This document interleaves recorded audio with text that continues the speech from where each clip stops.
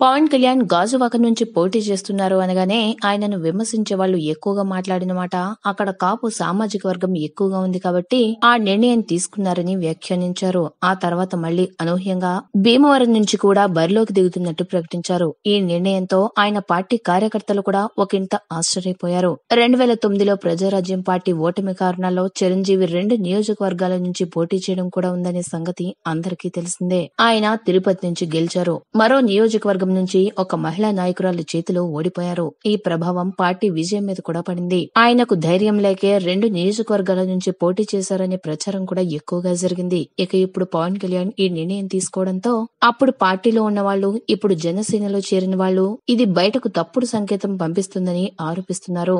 అయితే పవన్ అనూహ్యంగా ఈ 2 నిర్ణయాలు ఎందుకు తీసుకున్నారు అనేది ఒక్కసారి చూస్తే విశాఖ జిల్లాలో తెలుగుదేశం పార్టీ చాలా బలంగా ఉంది.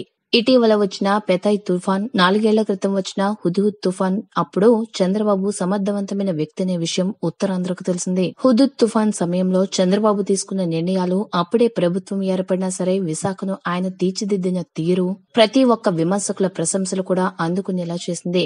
ఉత్తరాంధ్రకు తలమానికంగా ఉండే విశాఖ నేడు అభివృద్ధిలో ఎన్నడూ లేని విధంగా దూసుకుపోతుంది.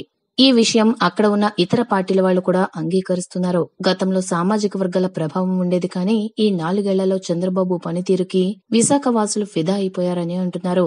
రాజకీయంగా బలంగా ఉండడం కంటే చంద్రబాబు మీద నమ్మకమే ఎక్కువగా ఉందని అక్కడ పడే ఓట్లన్నీ ఆయన మొహం చూసే పడతాయని అంటున్నారు.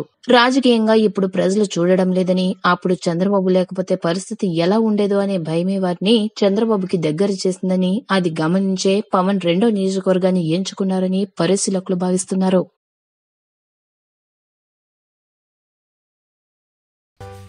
ఈ వీడియో కనుక మీకు నచ్చినట్లయితే లైక్ చేయండి, మీ ఫ్రెండ్స్ కి షేర్ చేయండి. ఇలాంటి మరిన్ని ఇంట్రెస్టింగ్ వీడియోస్ కోసం మా ఛానల్ ని సబ్స్క్రైబ్ చేసుకోండి.